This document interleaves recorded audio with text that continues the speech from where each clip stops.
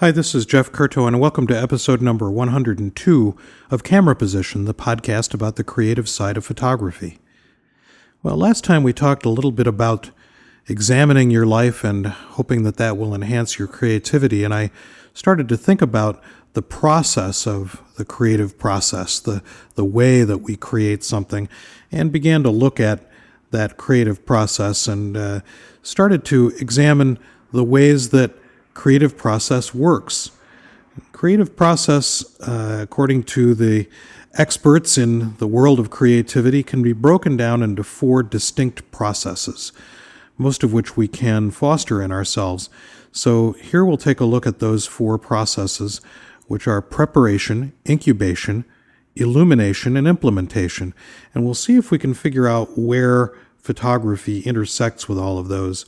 Now, I have to admit that I'm a little nervous about the idea of examining something like the creative process in a sort of stage-like fashion and trying to break it down into component parts, a little like pulling the wings off of a butterfly to see how it works, loving it to death in some way.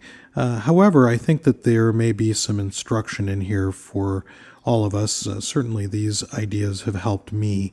So let's take them one by one. Preparation. The first phase of the creative process is what most call work. If a musician learns to play scales or chords, we photographers have to deal with our gear. We have to figure out how our cameras work. We have to assimilate technique. One of the things that I've always thought to be essentially one of the easiest aspects of photography, the how to do it, as opposed to the harder stuff about what to do. However, we really have to be masters of that equipment. We have to really understand what it is that it does and understand how to use it to its fullest potential. Being able to know all of the menu system in your digital camera or to know which direction to turn the aperture dial on your film camera to be able to make the aperture smaller or larger. Those kinds of things require practice. Certainly one of the things that I do routinely is practice taking my view camera out of the bag and putting it on a tripod and putting a lens on it and getting ready to go to make a photograph because the idea of making sure that I know where I am, how to do that, is an important part. So preparation is the first part of it. And while that preparation may be fun, oftentimes it's a little bit of a drudgery. So we have to work our way through that process of preparing ourselves to be creative. Incubation. This is that process that, I suppose in some ways it's sort of mystical. We don't really know where it is that these ideas come from. Some of the things that I talked about in the last episode of Camera Position may be a good place to start. So if you're percolating an idea in your head, kind of thinking about ideas, looking at your past ideas, synthesizing new ideas. And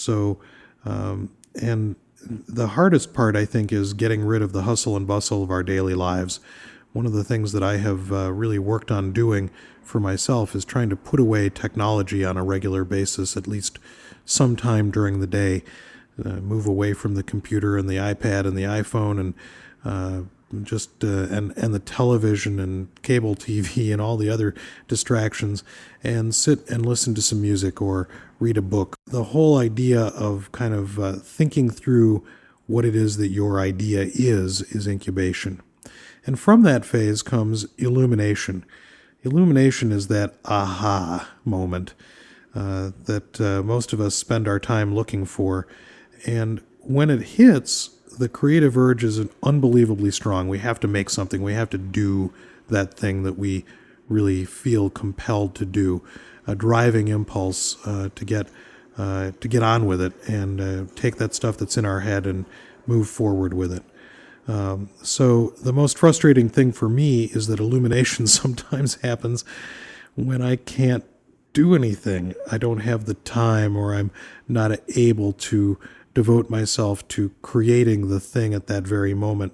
And sometimes it happens when I'm, in the shower or driving along in the car. And it is at that time when I try to write something down. try to really put my thoughts down on paper so I don't forget them in the hustle and bustle of my everyday life. So illumination is that thing that we're striving for.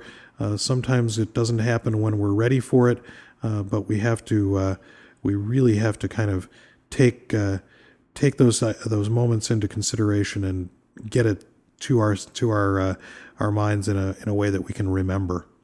And then lastly is implementation. The phase that you've been preparing these ideas and incubating these ideas, and it sees the light of day.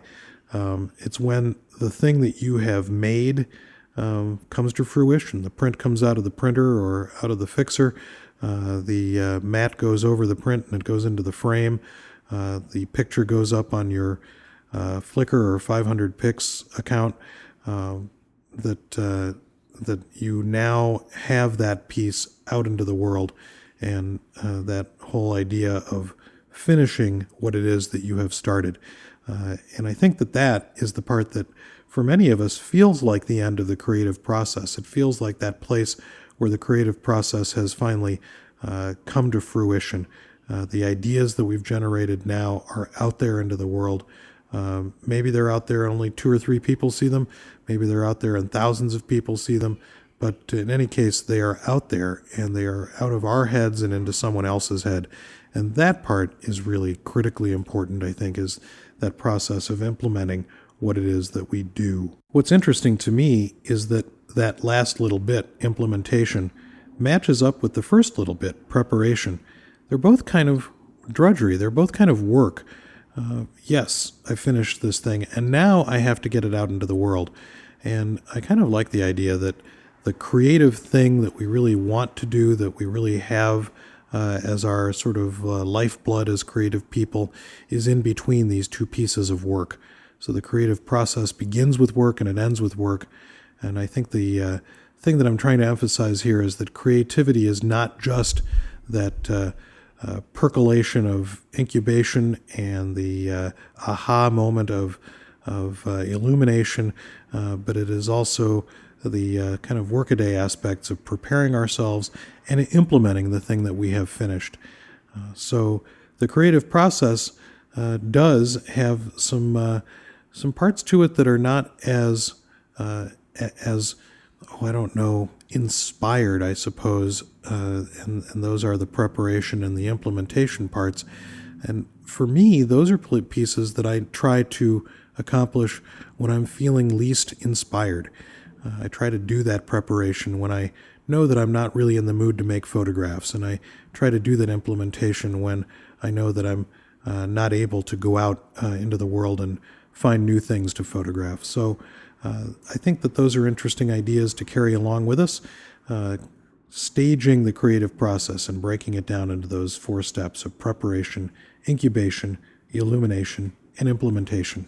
Thanks for joining me on this episode, and I look forward to seeing you next time on Camera Position, the podcast about the creative side of photography.